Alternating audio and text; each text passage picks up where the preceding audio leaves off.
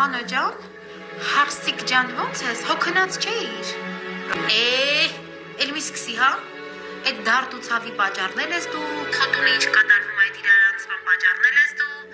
խղճեն երեխուս Էլենիս տառապանքի պատճառնել ես դու։ Դու ես մեղավոր։ Սպասի ես էլ ասեմ, որ հանգիստ քնես, Անո ջան։ Էլենը իմ տանն է։ Ուրախ չես, ան։ Սի այ կնիկ։ Չեմ հասկանում, դու ուրախ չես։ Ուրախ չես, որ քո երեխեն ապահով ձեռքերում է։ Այ կնիկ, դու ես ինչ ձևի մերես։ Դրա համար էր երեխուն հանել տնից այ անխիղճ։ Անո,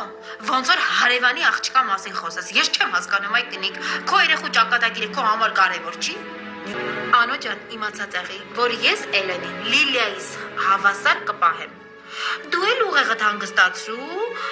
քեզ էլ լավ պահի ու մի քիչ հաճախակի ջուր խմի, այդ ուղեղի աշխատանքը շատ լավ է։ Ու այ կնիկ, վերջապես հասկացի, որ Գորն ու Էլենը ստեղծված են իրար համար։ Իմ հարցն է, բայց շատ իր ասածին շատ կողի ընկած կնիկ այն մարդ։ Այն երեխան է, որ դրա ձեռը դիմանում է։